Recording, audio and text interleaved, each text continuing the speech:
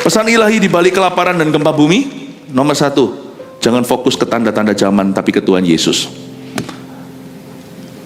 Nomor 2, ini yang harus kita perhatikan hari-hari ke depan, jangan masuk dalam perdebatan yang konyol-konyol. Kalau kita yang dituduh-tuduh orang gitu-gitu, diam aja, nggak usah balas-balasan, karena itu membuat kita tidak fokus ke misi sesungguhnya. Misal, kalau dibilang sesat segalanya, diam aja. Diam aja sudah. Tunjukkan buah. Kuatkan doktrin tentang Allah Tritunggal, tentang Kristus, dan tentang keselamatan. Ini jangan goyang ya. Ini target setan sesungguhnya, bukan bahasa lidah. Bukan tentang perpuluhan, bukan tentang itu. Aduh, itu semuanya adalah hal-hal seputar. Setelah orang itu diselamatkan, fondasinya itu loh yang mau dijegal. Remember, kuatkan ini. Apapun terjadi di hidupmu, ingat pesan gembalamu. Jangan kau gantikan pemahamanmu tentang Injil. Allah Bapa, Putra, dan Roh Kudus, ketiganya adalah Esa. Allah semuanya pencipta. Allah kita adalah the creator of the universe. Jangan kau goyang tentang hal itu. Jangan kita itu buka diri terhadap pengajaran-pengajaran yang lain tentang Kristus. Jangan kau percaya ada jalan lain kecuali Yesus itu satu-satunya jalan. Apapun terjadi, jangan kau tinggalkan pengakuan rasulimu, pengakuan akan keselamatan. Dan tentang keselamatan ini, 3 hal ini kau harus kuatkan. Ini justru peperangan sesungguhnya. Ya, yang lainnya itu debat-debat ria, semuanya hanyalah asyik rame-rame saja. Jangan ikut rame-rame itu. Kita tidak dipanggil untuk huru-hara, kita dipanggil untuk membangun sesuatu secara nyata. 3, jadilah Allah di tangannya. Ini tugas kita, fokus untuk memberitakan Injil damai sejahtera. Tugasmu pasti banyak. Kalau Tuhan datang hari ini, siapa yang belum kau injili? Tanya pada diri sendiri. Haleluya. 3 hal ini difoto silakan. Dan kalau sudah selesai, mari kita bangkit berdiri, katakan haleluya.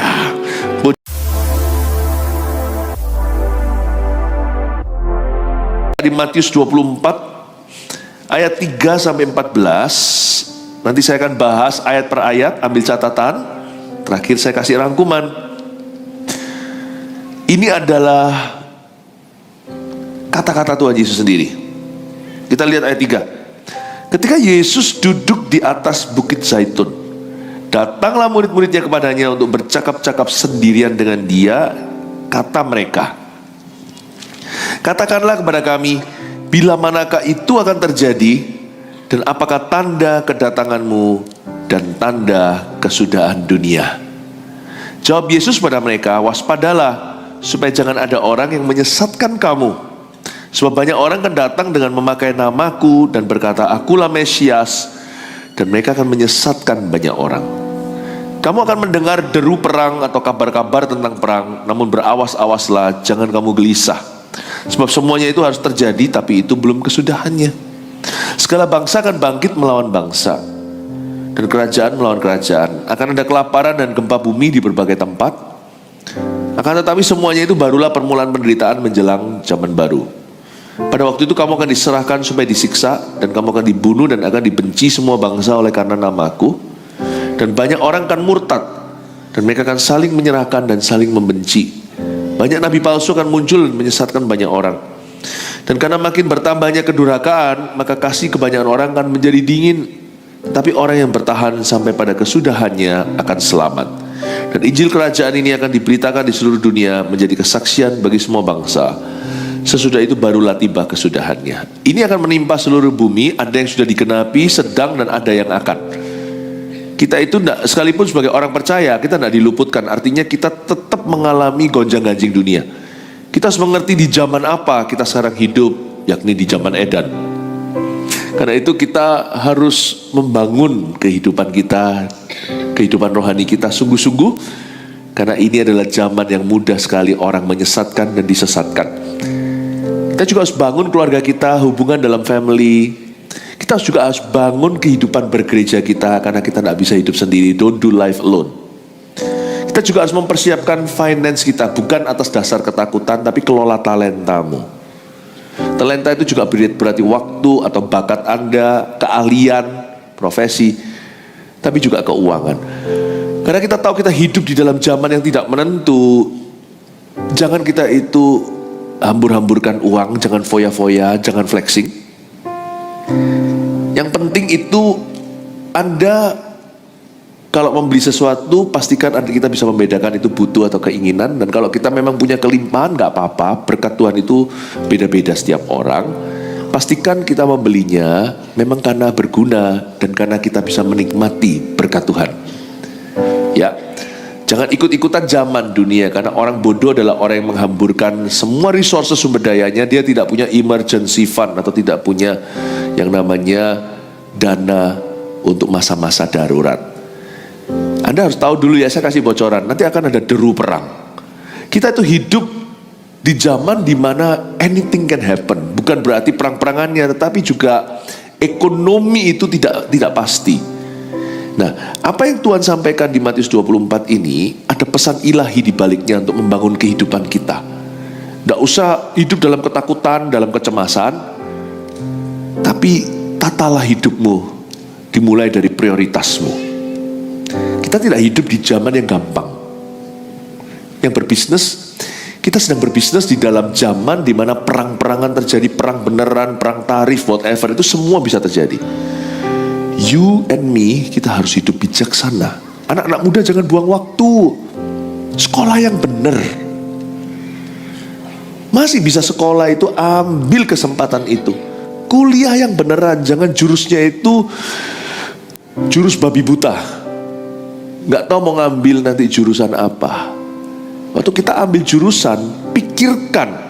Meskipun kita gak tahu masa depan, tapi paling tidak pikirannya itu bukan cuma lulus, tapi suatu hari itu kepingin kerja apa. Miliki pikiran yang realistis, minta Tuhan terangi. Karena kita hidup di zaman perang. Kita hidup dan zaman tidak akan semakin mudah. Oke, saya janji lewat firman yang dibagikan oleh Tuhan Yesus ini, zaman akan semakin susah. Wah, jangan pesimis tapi, oh no. Exercise your faith. Gunakan imanmu. Saya berdoa supaya jemaat selalu diluputkan senantiasa. Sebenarnya yang namanya kebetulan atau hoki kata orang atau keberuntungan itu ada. Tapi dalam kamus kita itu bukan kebetulan atau keberuntungan, tapi penyertaan dan pembelaan, pemeliharaan Allah dan penyediaannya. Itu ada. Exercise your faith. Zaman seperti ini, orang paling kasihan hidup di zaman Eden adalah orang yang tidak beriman. If you know how to have faith, kalau Anda bisa tahu bagaimana caranya beriman pada Tuhan, Anda orang yang paling beruntung, dan orang lain yang ada di hidup Anda itu beruntung karena Anda. Use your faith every day. Ya, coba sekarang kita baca ayat per ayat, saya akan jelaskan. Ayat 3, ketika Yesus duduk di atas bukit Zaitun. Stop. Yesus itu duduk di satu bukit yang sangat profetik loh. Saya tidak tahu murid-muridnya itu tahu atau enggak. 12 murid Yesus itu kan sebagian besar tidak terpelajar. Kalau Paulus mungkin masuk akal ya, mungkin dia sudah baca Taurat. Karena bukit Zaitun disebut tempat akhir zaman.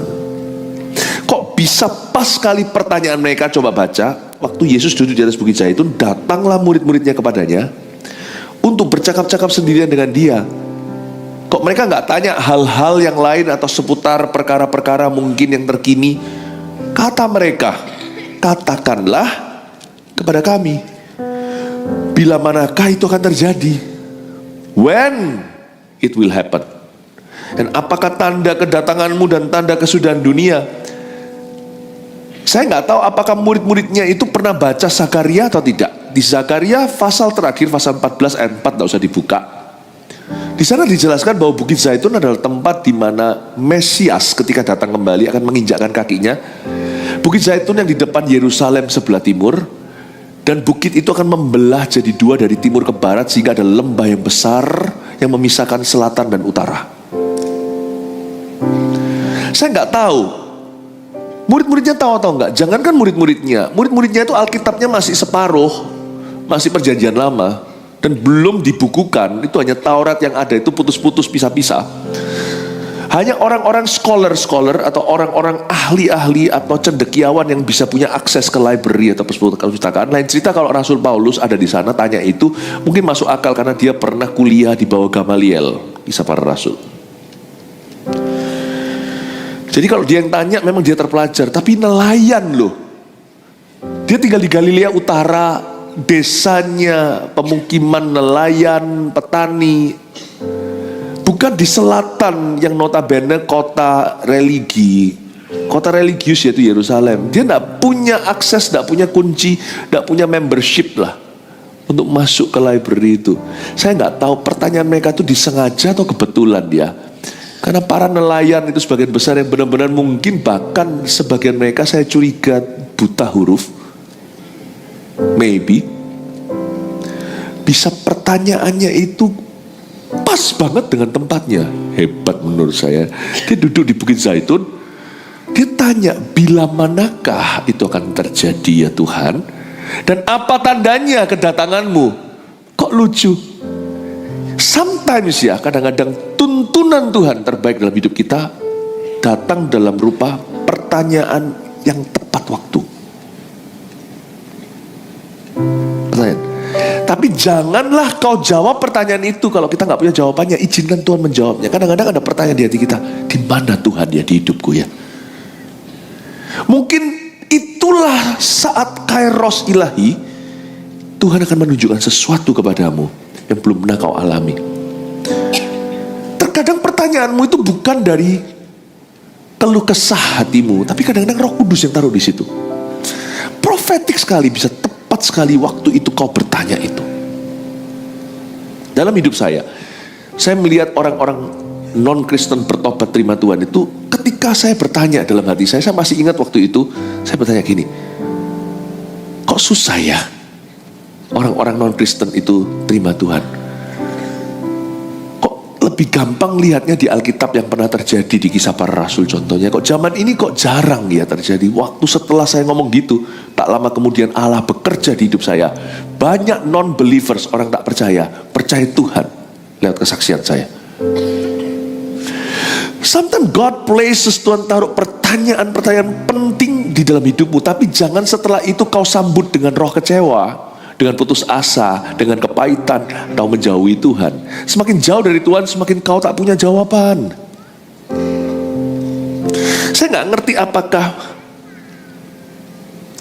para rasul tersebut, murid-murid Yesus ini, sebelum mereka jadi rasul tenan, mereka itu tanya ini dengan pengetahuan bahwa memang bukit tempat Yesus duduk saat itu adalah bukit yang nanti akan dia pijak kaki ketika dia kembali perang Armageddon. Setelah pengangkatan gereja 7 tahun masa antikristus, Yesus datang kembali untuk bunuh nabi palsu dan untuk menghabisi si antikristus.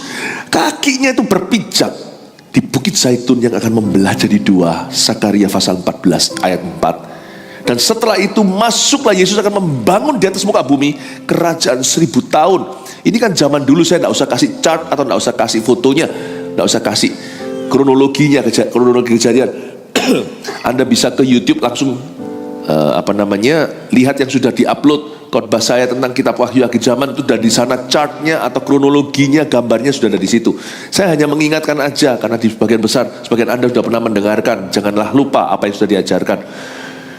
Nah, waktu nanti Tuhan Yesus datang kembali itu, setelah 7 tahun masa antikristus, absennya gereja perjanjian baru yang sudah diangkat 7 tahun sebelumnya. Waktu mendarat itu landingnya di Bukit Zaitun, Zakaria 14:4. Kok bisa rasul-rasul tanyanya pas gitu ya? Menurut saya, mereka tidak punya pengetahuan itu. Roh Kudus taruh di situ supaya Yesus jawab dan hari ini jadi Matius 24. Sometimes the best revelation comes through a heartfelt question. Pewahyuan tercantik di hidupmu nanti akan keluar dari sebuah pertanyaan hati. Asal setelah kau tanya, jangan kau lari dari Tuhan, tapi mendekatlah, Tuhan akan memberikan jawabannya. Amin Bapak Ibu. Anda sedang tanya apa sih hari-hari ini?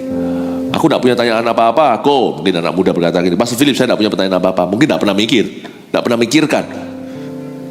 Renungkan firman. Orang yang merenungkan firman itu pasti ada pertanyaan. Pertanyaannya bukan untuk meragukan atau mengkritisi Tuhan. Pertanyaannya bukan untuk bimbang, bukan untuk bukan untuk pertanyaannya bukan membawa dia jadi orang tidak percaya, tapi pertanyaan itu akan menguatkan imannya, Pertanyaan itu akan menjadi suatu pergumulan hatinya. Pertanyaan itu akan menjadi sebuah jawaban dari Tuhan. Pertanyaan itu menjadi batu loncatan atau batu lompatan iman dalam hidupnya. Start asking question yang membuatmu bertumbuh. Pertanyaan seperti, can God use me? Bisakah Tuhan memakaiku? Bisakah orang tuaku jadi Kristen? Bisa enggak orang tuaku, saudaraku dibaptis minggu ini? Atau bisakah aku ini melayani Tuhan? Aku enggak pilih-pilih lah apa. Bisa enggak Tuhan tuh pakai aku? Aku terserah deh mau pelayanan apa. Asal aku diterima, itu tempatku, aku akan sungguh-sungguh. Bisa enggak ya aku sekolah tinggi ya? Pertanyaan-pertanyaan yang membuat kita mencari Tuhan, mendekat pada Tuhan. Di akhir zaman ini banyak pertanyaan. Mengapa ini terjadi? Mengapa itu terjadi? Rasa penasaran itu kalau membuat kita hanya penasaran percuma. Tapi kalau membuat kita jadi cari firman, menggali firman, kita ketemu, luar biasa. Kalau kita melihat ada gempa terjadi, perang terjadi, we should ask, Lord, are you coming? Jangan-jangan kedatanganmu memang sudah dekat. Apa pesan ilahi di balik segala sesuatu yang kau lihat? Lanjut ya. Ayat pertama, ayat 3 lagi kita ulang. Ketika Yesus duduk di atas bukit Zaitun, datanglah murid-muridnya kepadanya untuk bercakap-cakap sendirian dengan dia. Dan kata mereka, katakanlah kepada kami, bila manakah itu akan terjadi? Garis bawahi, bila manakah. Jangan fokus ke sana, by the way. Jangan fokus ke when-nya atau kapan. Nggak ada orang tahu saatnya, anyway. Nggak ada orang tahu bulan, tanggal, jam, tahunnya, hari. Jangan kau coba. Yesus berkata, itu eksklusif hanya Bapak yang tahu, Bapak di sorga. Tapi kita boleh tanya, kalau kita tanya bila manakah akan terjadi, jangan cari kapannya.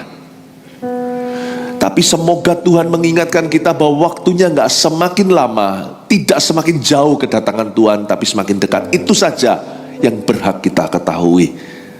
Tuhan datangnya lebih singkat daripada, lebih cepat daripada lebih lama.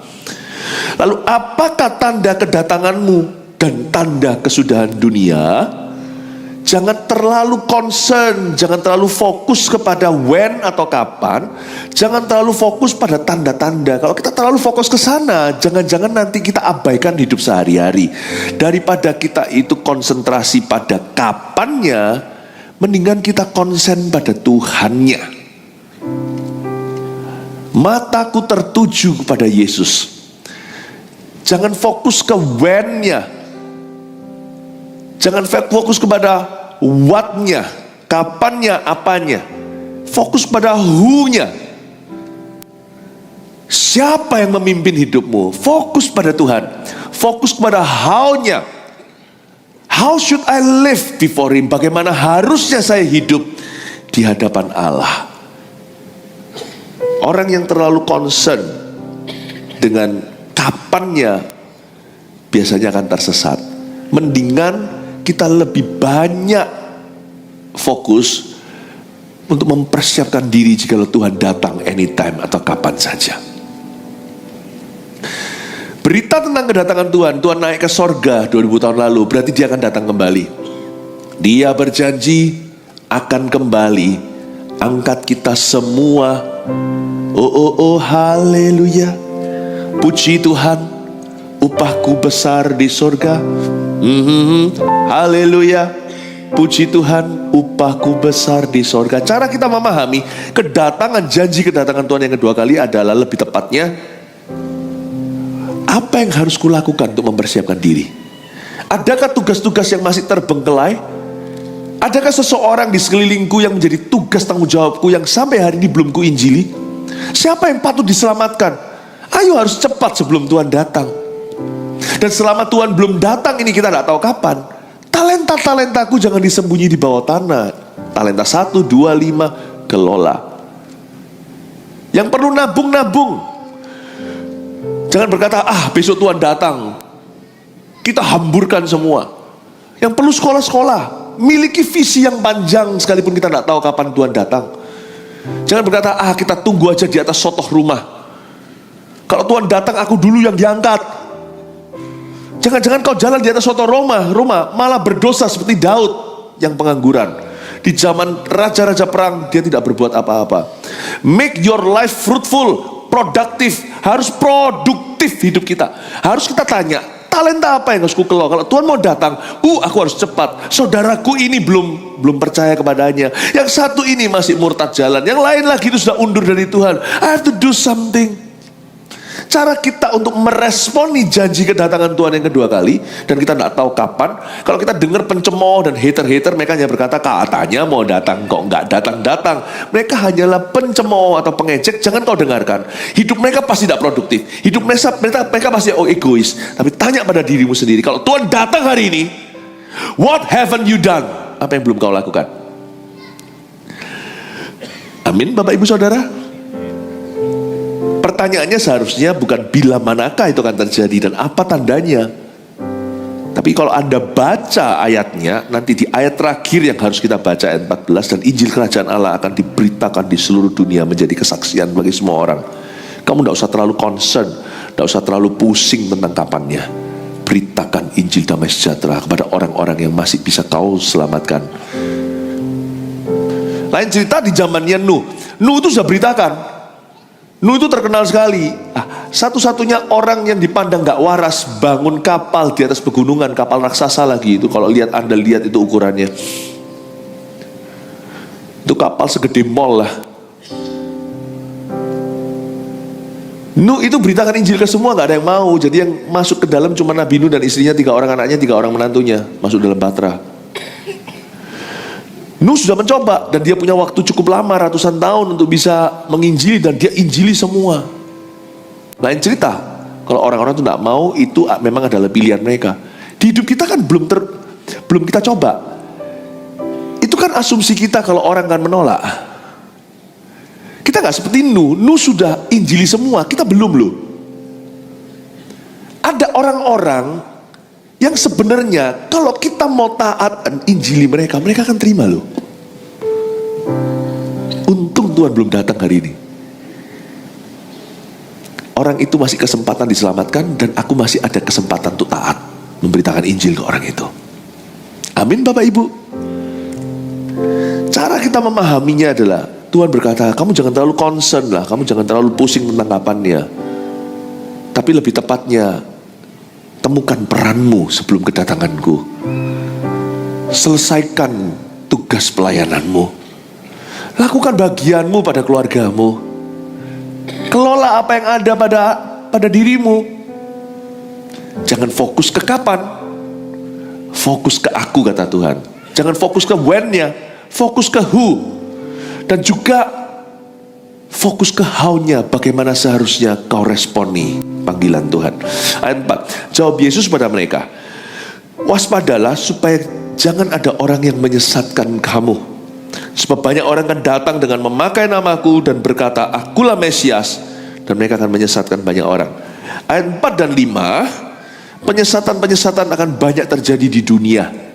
Agama-agama baru maupun yang lama. Manusia akan berubah setia. Kalau Anda baca, waspadalah supaya jangan ada orang menyesatkan kamu. Kita lihat intisari penyesatan itu di ayat 5. Banyak orang akan datang memakai namaku. Tidak main-main. Yang diserang itu keselamatan, yang dipalsukan adalah Yesus.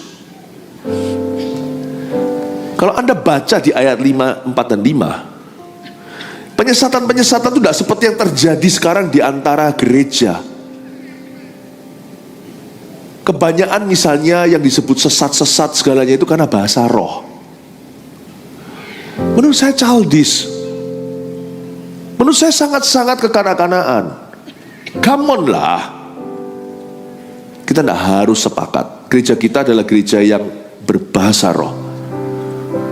Dan kita bisa mempertanggungjawabkan. Bahasa roh kita itu bukan saat pengumuman. Bahasa roh kita juga pada saat fellowship. Bahasa roh kita itu baru bunyi saat kita berdoa. Ada satu titik di mana kita menyembah Tuhan, terus sendiri-sendiri meskipun musiknya sama. Setiap orang kan perlu curhat sendiri dengan Tuhan. Bahasa roh itu ada tempatnya di gereja kita.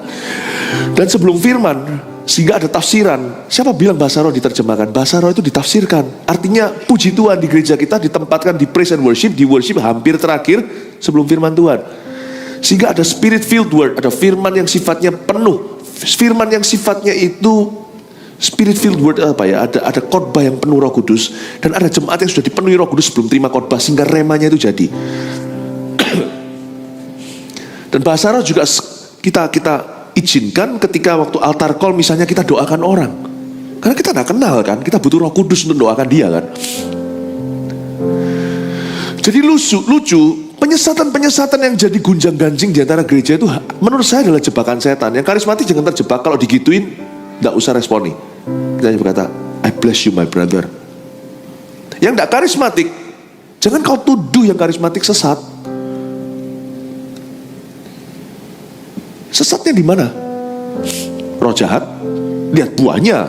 Kalau orang itu kesurupan, habis itu dia tidak keruan. Nah, kalau orang-orang yang berbahasa roh itu hidupnya lebih baik, lebih benar.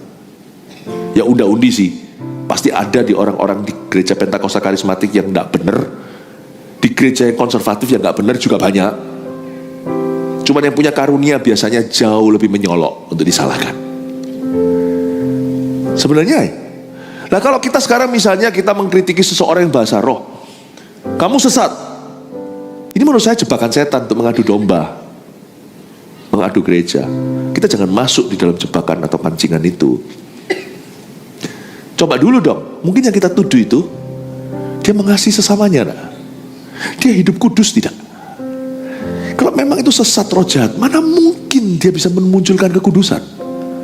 Mana mungkin dia bisa ada kelemah lembutan, mengampuni yang bersalah, memberi kepada mereka yang membutuhkan? Mana mungkin? Menurut saya jebakannya salah. Yang perlu kita waspadai bukanlah tentang the Holy Spirit doktrin ini antar gereja. Sementara orang ini gegeran yang diserang sama setan lewat penyesatan akhir zaman ayat 4 dan 5 itu tidak tanggung langsung kristologi dan soteriologi. Dalam bahasa teologi dulu jangan bingung ya. Kristologi itu yang diserang itu adalah doktrin Kristusnya. Kita tidak waspada. Ini yang anak-anak Kristus semuanya gegeran soal karunia. Sebenarnya lu tidak boleh kepo. Kalau tidak mau bahasa roh ya sudah, jangan halangi orang. Kak Maria, ya kan? Jangan sebut mereka sesat. Kalau yang berbahasa lidah, sebut aja mereka bodoh, ngomong sesuatu bahasa yang aneh. Tapi Anda harus ngakui mereka kreatif, bisa mengucapkan bahasa-bahasa yang mereka buat-buat sendiri. Nggak mikir ngomongnya, bisa nangis doain orang, tapi keluar. Menurut Anda kalau memang itu bukan dari Roh Kudus, kreatif banget ya, kuat sekali tuh otaknya.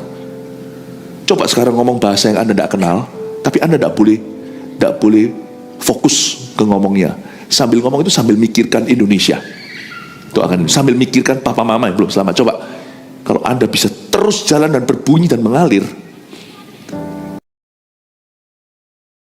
jahat sekali bisa cipta bahasa sambil mikir yang lain.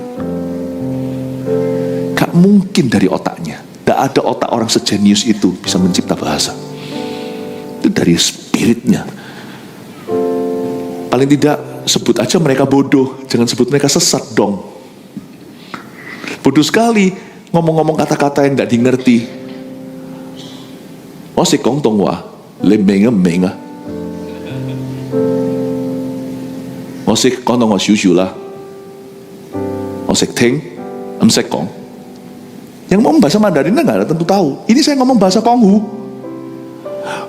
Ngom cotek kong hakfa. Ini barusan bukan Konghu, ini bahasa Gek, bahasa Hakka. Hola señorita, ¿cómo estás? Tú muy bien, gracias. Saya ngomong bahasa Spanyol. No, not Spanyol, Spain. Bahasa Spanish. Cincaya. Semua tahu, ketawa. You see, when you talk, waktu kita bicara bahasa yang kita nggak ngerti, orang bicara pada bahasa yang ngerti, kelihatan bagi kita stupid sekali. Ngomong apa sih? Nggak jelas. Yang paling kita suka permainkan biasanya adalah bahasa Vietnam, bahasa Thailand. Tapi di sebelah sana itu bahasa sungguhan loh, sisi situ. Mungkin bagi beberapa orang kelihatan kedengaran bodoh, tapi itu tidak pada native speakernya. Itu berarti sesuatu. Betul atau betul? Saya punya teman dulu orang Korea waktu sekolah SMA. Pada ngomong gini, bahasa Indonesia itu aneh pol. Dia niruin ya. Kita kan selalu niru, orang Indo itu kan suka bully bahasa. Tapi sekarang kalau kita dibully baru terasa. You know, dia bilang your language sounds like, dia bilang gitu. Cepet kan memang lafal kita. Kalau kita ngomong itu kan banyak kan, coba lihat. Ya. Kalau kita ngomong sesuatu, halo nama saya Philip, umur saya 50. Kalau bahasa Chinese-nya, Ocio Feli, 50 岁, mari. Nama saya Philip, umur saya 50 tahun. Tapi bagi orang Indonesia, it makes sense. Karena kita paham. Saya ngomong gini supaya Anda mengerti bahwa kalau ada orang menghakimi Anda, bahasa orang itu sesat, jangan kau dengarkan. Kau sebut aku bodoh aja, jangan sebut aku sesat. Kalau kamu tidak ngerti native speakernya, kamu tidak bicara bahasa itu ada komunikasiku dengan Tuhan. Itu membantu aku dalam doa loh, tiap hari saat teduh. Itu mendoa syafatkan orang tua aku loh. Kamu jangan hakimi itu. Just pikirkan bahwa aku stupid, gitu aja lah. I sound stupid, I look stupid before you. Udah gitu aja. Jadi sebenarnya ini pancingan setan. Yang karismatik jangan mau terpancing, tapi juga jangan ngomong begini pada orang yang tidak bahasa roh. Lu tidak punya Roh Kudus. Itu makanya disalah ngerti. Siapa bilang kalau orang tidak berbahasa lidah tidak punya Roh Kudus? Gak ada. Itu adalah second blessing. Orang terima Yesus, orang bisa berkata Yesus Tuhan, itu Roh Kudus di dalam diri yang mengatakannya. The second blessing ini baptisan kuasa. Kontainernya yang dirombak sama Tuhan. Roh Kudusnya tetap sama. Wum, kita yang kena api, baptisan api. Untuk kesaksian, itu bahasa rahasia sorga. Dan punya kuasa saat berdoa. Jangan begitu juga sebaliknya. Jangan masuk di dalam perdebatan yang tidak perlu. Karena di akhir zaman ini ada sesuatu yang jauh lebih penting. Kristologi yang disikat sama setan. Ketika tanpa kita sadari, pelan-pelan kita mulai tergerus iman.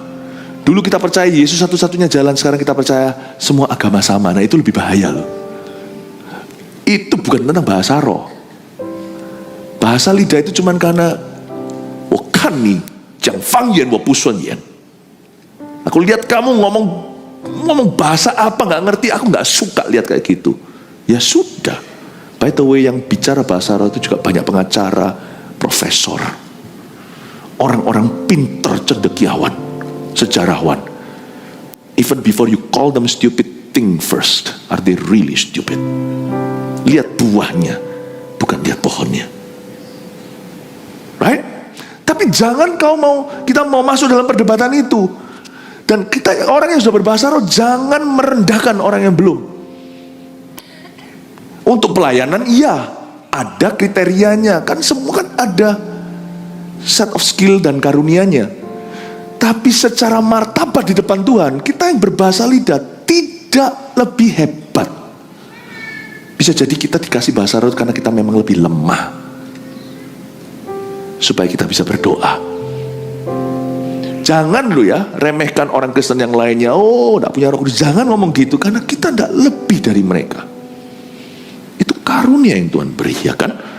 Tapi jangan lupa di akhir zaman ini jangan mau kepancing masuk ke perdebatan yang salah, yang sungguh-sungguh perlu diwaspadai. Justru di situ kita kecolongan. Ketika orang-orang mulai satu-satu berkata, iya Yesus salah satu jalan, atau semua agama sama saja, yang penting ajarkan kebaikan. Disitulah kita harus mengerti bahwa yang diserang itu Yesus Kristus. Sebab banyak orang kan datang dengan memakai namaku, yang diserang itu Jesus Christ. Kristologi Kristusnya sebagai batu penjuru, yang diserang adalah soteriologi atau keselamatan yang diserang. Nah di area ini kalau beda-beda, baru kesesatan. Kalau orang percaya Yesus itu ciptaan Allah, bukanlah pencipta, nah disitulah kesesatan. Ini bukan soal karunia, ini sudah bicara tentang fondasi keselamatan. Mesti hati-hati. Karena di akhir zaman ini yang diserang adalah Allah Trinitas, Allah Bapa, Allah Putra, Allah Roh Kudus. Gak ada Roh Kudus itu, gak ada. Beberapa bidat-bidat kekristenan mengajarkan bahwa Roh Kudus tidak ada. Roh Kudus itu hanya semacam suatu universe power. Gak ada. Yang ada hanya Yehova. Yesus itu ciptaan.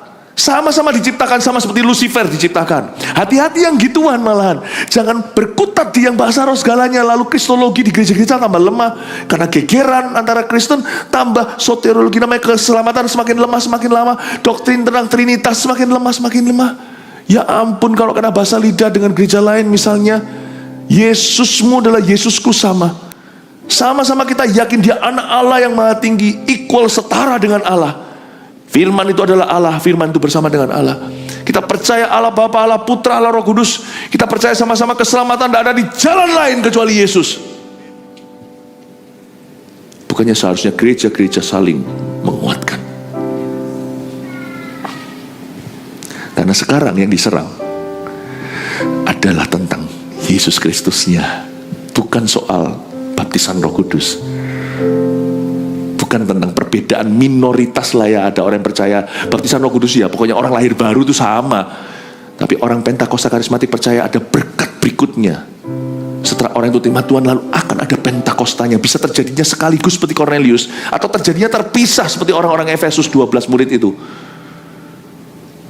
Tidak masalah itu minoritas. Kristusnya ini loh diserang. Dan tahu nggak target sesungguhnya? Setan tuh nyerang, pasti nyerang sampai ke anak-anak kita. Jangan sampai anak kita datang kita dan berkata, "Papa mama, aku ateis." Waduh, itu akan jadi kiamatmu di dunia. Buat apa memperoleh seluruh dunia kau tahu anakmu binasa?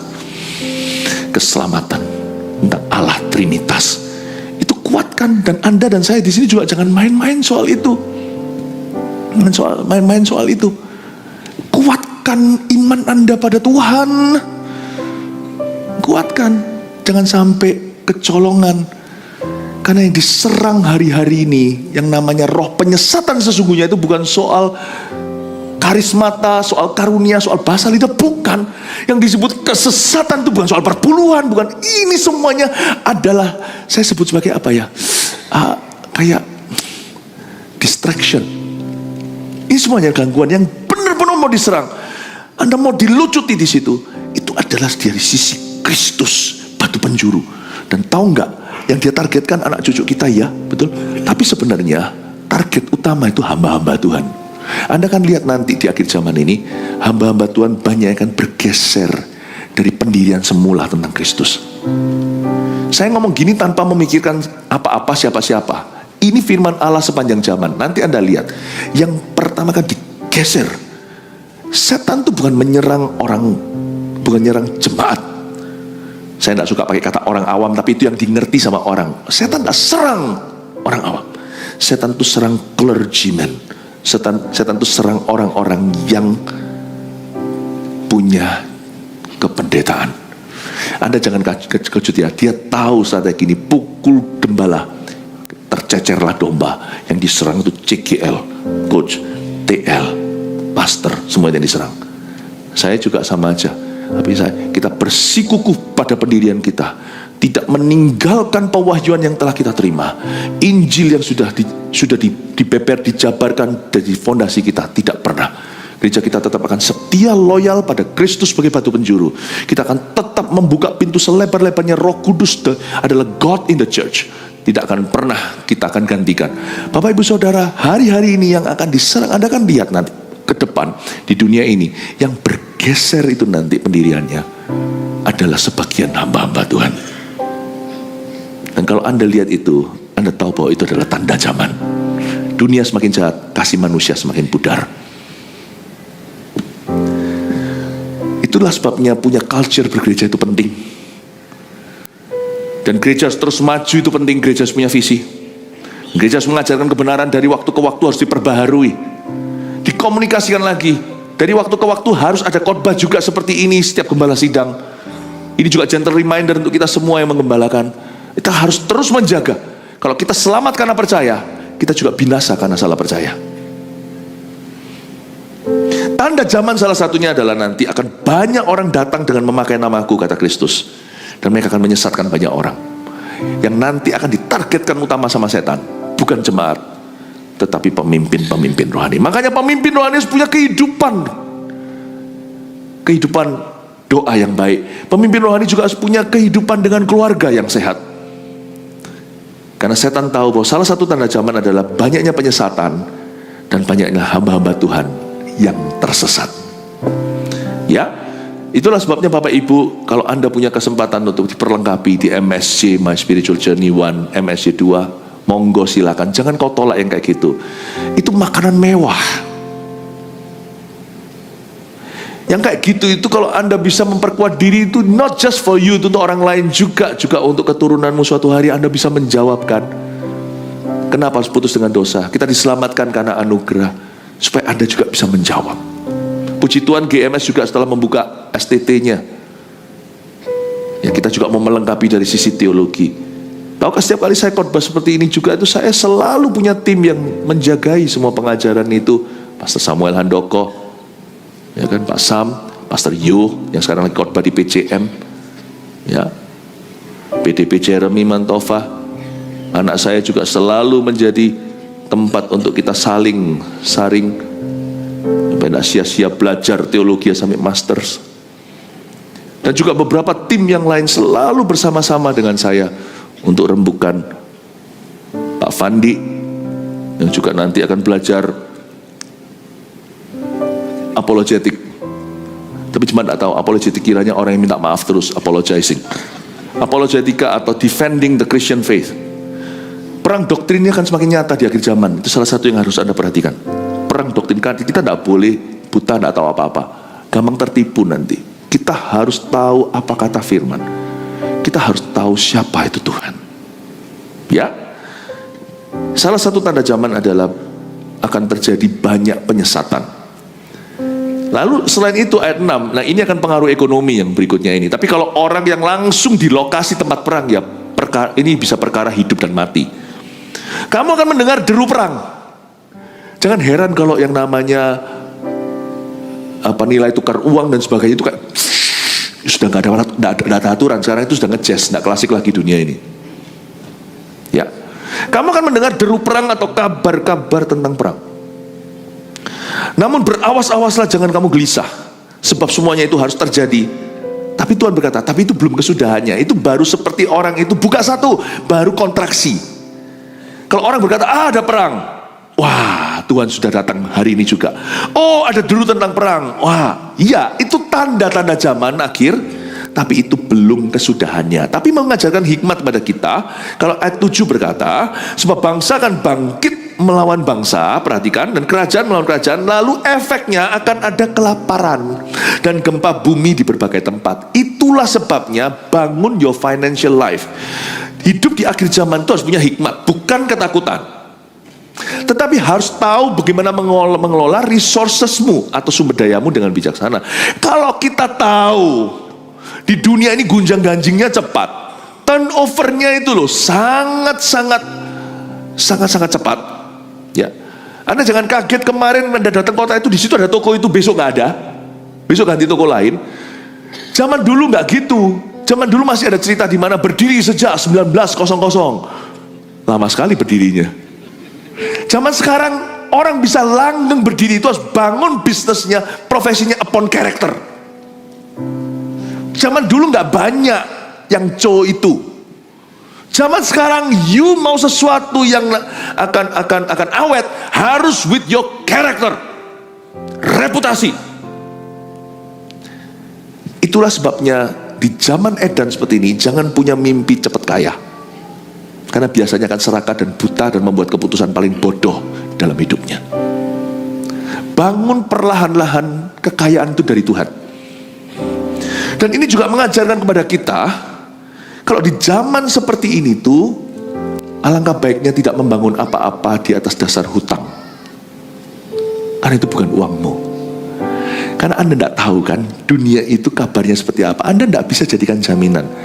Kalau kita membangun di atas dasar wealth yang pasti, atau kekayaan yang sungguh-sungguh ada, bukan yang cepat didapat, tapi yang pelan-pelan ditabung, kekayaan cepat didapat, cepat hilang, kata Amsal. Karena kamu mendengar deru perang, jadi Anda harus bisa kita harus punya ekspektasi. Kita tuh tidak hidup di zaman damai. Anything can happen, harga bisa naik, bahan bisa kurang. Bukan berarti kita takut buka usaha, misalnya kalau ada orang mau buka pabrik, misalnya, bukan. Kalau ada orang mau berusaha, enggak, bukan. Tetapi pastikan your business is real. Real. Dan itu berasal dari expertise dan komitmenmu. Kolega-kolega itu pada waktu sama-sama susah, kalau Anda punya loyalitas satu dengan yang lainnya, pasti saling bantu. Tidak mungkin saling menjerumuskan. Jangan pakai jurus cepat, jurus kobra. Ya. Zaman ini, karena zaman kita hidup ini bukan zaman damai, tapi deru perang dan kabar-kabar tentang perang. Bangun your financial life healthy. Jangan bangun di atas dasar debt atau di atas dasar hutang. Karena kita tahu, sekilas, sekejap, dunia bisa berubah. Dan orang kaya tidak boleh sombong, orang miskin harta tidak boleh putus asa. Karena kita hidup di zaman di mana roda itu berputar atas bawah itu cepat sekali. Kaya bisa dalam satu hari jatuh miskin. Miskin juga bisa langsung diberkati. Karena itu kita tidak boleh menyombongkan diri. Karena kita itu hidup di zaman tidak menentu. Deru perang dan kabar tentang perang di mana-mana. Jangan bangun di atas dasar hutang. Kalau kau tak punya uang, itu berarti itu belum boleh kau miliki. Simple kan? Simple kan? Bisa aja orang dapat pinjaman modal, tetapi ujungnya bukan dipakai itu, tapi dipakai untuk liburan, bahagiakan liburan dulu. Dengan mudah, karena sekali uang di tangan. Kalau itu uangmu lebih terasa, kalau itu uang orang tidak terasa, Anda hamburkan juga tidak terasa. Waktu nanti habis, Anda baru terlilit hutang. Tapi kalau itu uang sendiri, Anda akan merasakannya. Jangan gampangin minjem. Dan di zaman deru perang, kalau Anda minjemin, anggaplah itu diakonia. Artinya diakonia singkatan dari dia tidak tentu akan mengembalikannya. Deru perang, sungguhan, tidak tentu. Orang susah banyak, orang jadi susah bisa sekejap. Tapi bukan berarti Anda harus susah, enggak. Kelola, ya. Kabar-kabar. Jadi saya berdoa supaya apa yang saya sampaikan ini akan menghindarkan jemaat yang belum masuk ke area, belum masuk ke lubang itu, supaya Anda luput dari jerat. Semoga pesan pengembalaan ini seperti tongkat dan gada. Kan bukan hanya untuk menolong domba dalam lembah kekelaman, tapi juga untuk menghindarkan mereka dari sana. Tapi kalau Anda sudah terlanjur masuk, tutup yang namanya lubang neraka itu di dalam keuanganmu. Get out. Get out while you still can. Cut loss. Apa? Cut at loss atau apa? Apa ngomongnya bahasanya gimana? Cut at loss. Cut loss. Cut loss. Jangan kau eman. Dan jangan punya gali lubang tutup. Jangan gampangin uang orang. Karena ini kita hidup di zaman deru perang. Amin Bapak Ibu. Semoga ada hikmat dalam hal ini. Pesan ilahi apa di balik semua desas-desus dunia ini. Dan harusnya kita mawas diri dan mengerti, oke, kalau gitu aku harus bijaksana begini, aku harus bijaksana begini. Aku tahu bahwa anytime something can happen.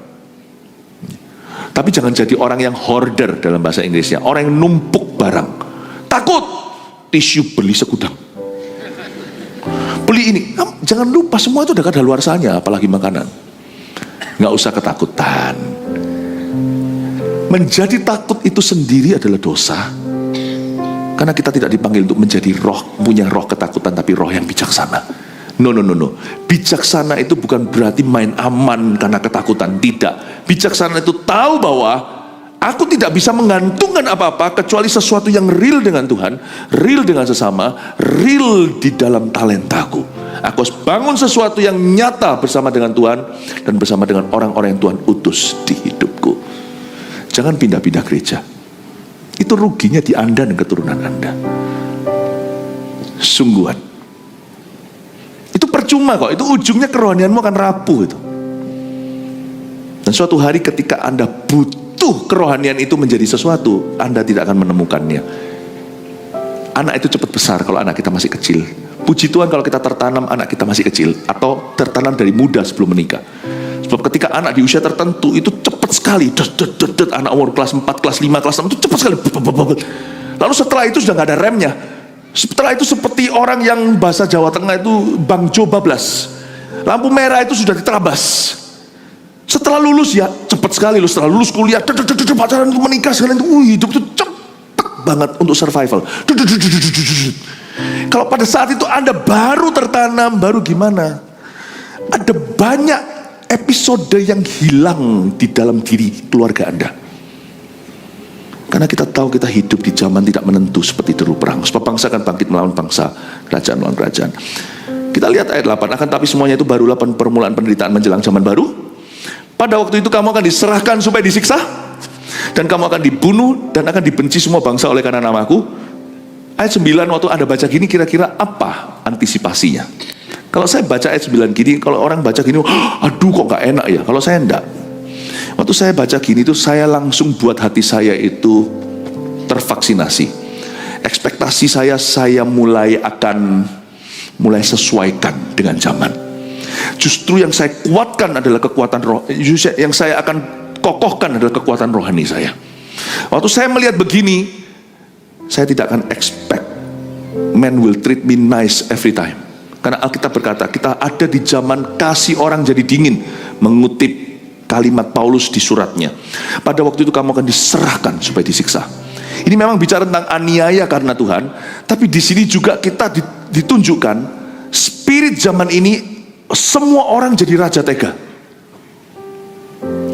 Pada waktu itu kamu akan diserahkan supaya disiksa, dan kamu akan dibunuh dan dibenci semua bangsa oleh karena namaku, dan banyak orang akan murtad. Kalau murtad kita tahu nanti banyak orang-orang Kristen juga akan meninggalkan kekristenan. Anda jangan terkejut waktu itu terjadi. Semoga tidak terjadi, semoga tidak terjadi di rumahmu. Tapi kalau Anda mulai lihat itu semakin banyak, maka ingatlah khotbah ini, itu disebut tanda-tanda zaman akhir. Semoga bukan kita. Yesus berkata, so pasti akan ada orang yang menyesatkan. Tapi celakalah orang yang menyesatkan itu. Ya, Yesus berkata kan, tapi celakalah orang yang menyesatkan, lebih baik dia dicemplungkan dalam kali dengan kilangan batu yang dililitkan ke lehernya. Batu kilangan maksudnya. Yesus berkata pasti ada, tapi semoga bukan Anda. Pasti akan ada orang-orang Kristen yang murtad, tapi semoga, saya ngomong secara bias sebagai gembala sidang GMS, karena ini wewenang saya. Ini adalah kepercayaan Tuhan atas hidupku. Semoga itu bukan jemaat GMS. Waktu saya baca gini, saya doakan Anda. Kalau memang ada terjadi kemurtatan di dunia, karena itu sudah spirit. Kemurtatan itu adalah di dalam kemah orang Kristen. Kalau bukan namanya murtad.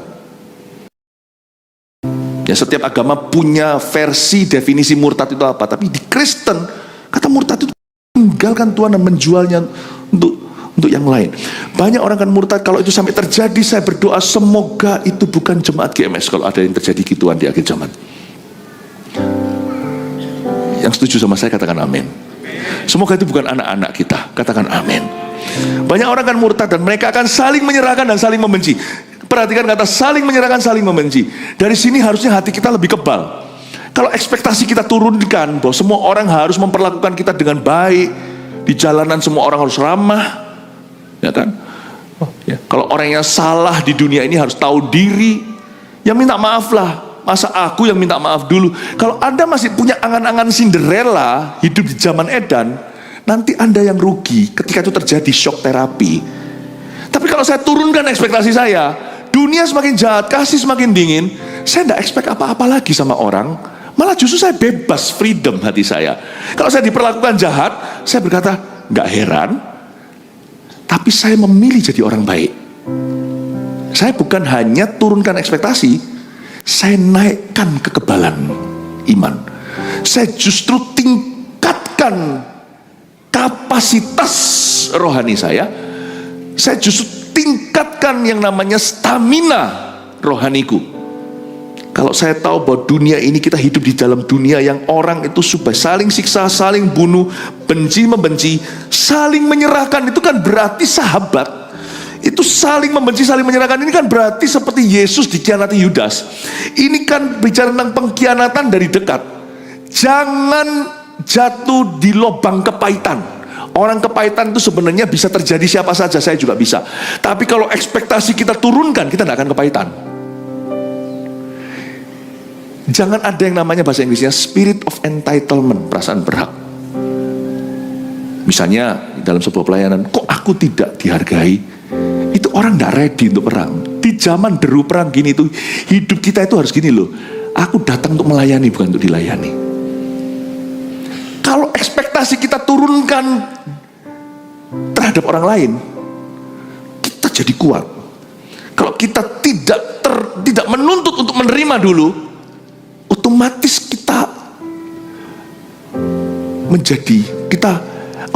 kita itu akan melihat diri kita lebih sebagai pemberi.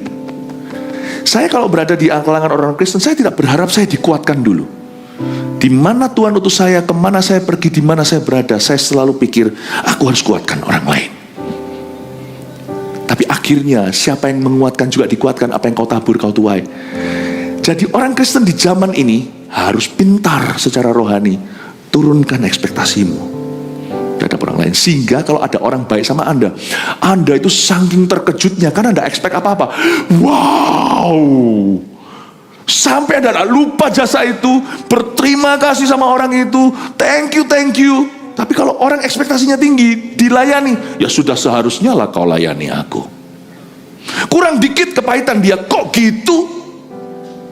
Jadi orang Kristen di zaman ini, turunkan ekspektasinya sama orang lain, termasuk sama orang Kristen sendiri. Anda akan terkejut nanti, saling menyerahkan itu bisa terjadi di kalangan Kristiani. Semoga tidak terjadi di CG kita. Semoga tidak terjadi di keluarga kita. Semoga tidak terjadi dalam situasi kita. Lalu rugi apa kalau misalnya satu CG 10 orang semuanya ekspektasi jadi pemberi, bukan penerima. Nggak ada penuntut di situ. Semuanya selalu mengalah, ready to sacrifice, siap untuk berkorban. Saya beritahu ya, itu kumpul sekali langsung membelah tuh CG-nya. Andai kata semua orang leader, karena tidak semua gereja sehat.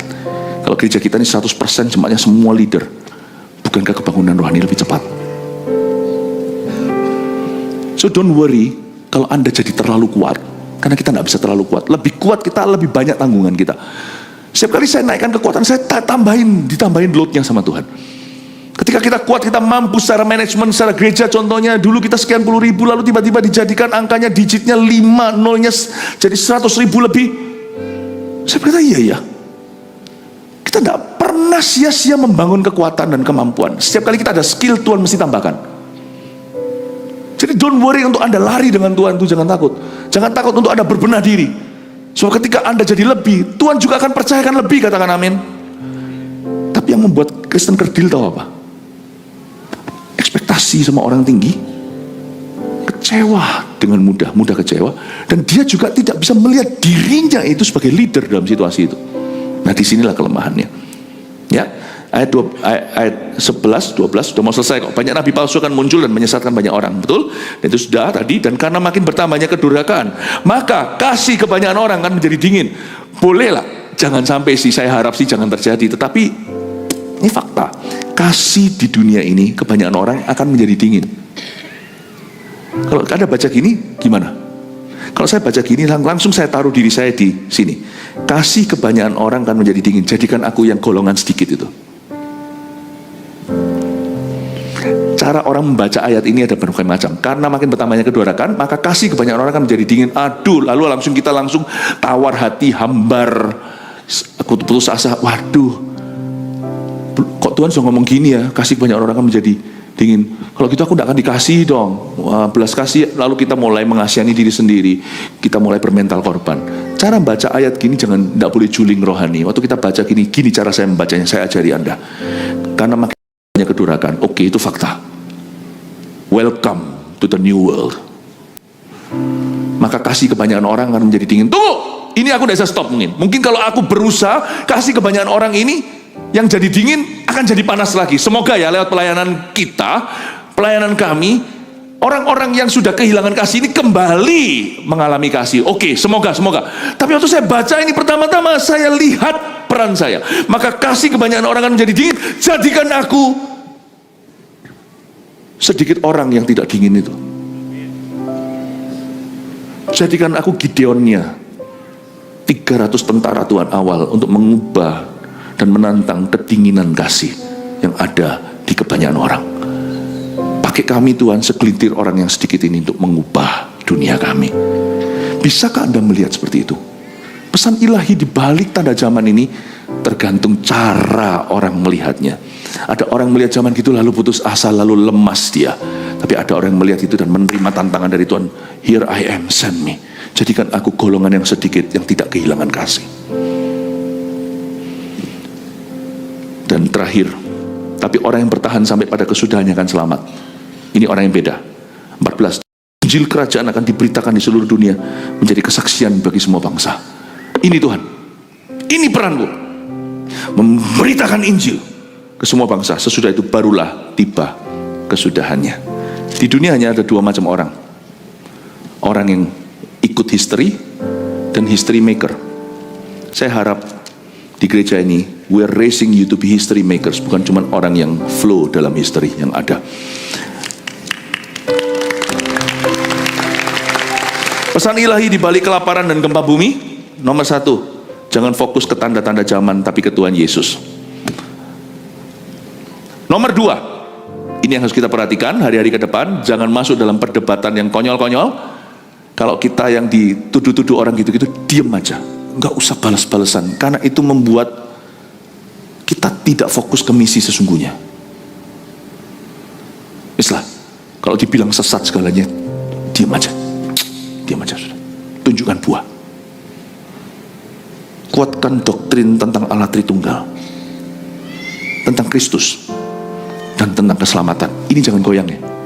Ini target setan sesungguhnya, bukan bahasa lidah, bukan tentang perpuluhan, bukan tentang itu. Aduh, itu semuanya adalah hal-hal seputar setelah orang itu diselamatkan. Fondasinya itu loh yang mau dijegal. Remember, kuatkan ini. Apapun terjadi di hidupmu, ingat pesan gembalamu. Jangan kau gantikan pemahamanmu tentang Injil. Allah Bapa, Putra, dan Roh Kudus, ketiganya adalah Esa. Allah semuanya pencipta. Allah kita adalah the creator of the universe. Jangan kau goyang tentang hal itu. Jangan kita itu buka diri terhadap pengajaran-pengajaran yang lain tentang Kristus. Jangan kau percaya ada jalan lain kecuali Yesus itu satu-satunya jalan. Apapun terjadi, jangan kau tinggalkan pengakuan rasulimu, pengakuan akan keselamatan. Dan tentang keselamatan ini, 3 hal ini kau harus kuatkan. Ini justru peperangan sesungguhnya. Ya, yang lainnya itu debat-debat ria, semuanya hanyalah asyik rame-rame saja. Jangan ikut rame-rame itu. Kita tidak dipanggil untuk huru-hara, kita dipanggil untuk membangun sesuatu secara nyata. 3, jadilah Allah di tangannya. Ini tugas kita, fokus untuk memberitakan Injil damai sejahtera. Tugasmu pasti banyak. Kalau Tuhan datang hari ini, siapa yang belum kau injili? Tanya pada diri sendiri. Haleluya, 3 hal ini difoto silakan. Dan kalau sudah selesai, mari kita bangkit berdiri, katakan haleluya.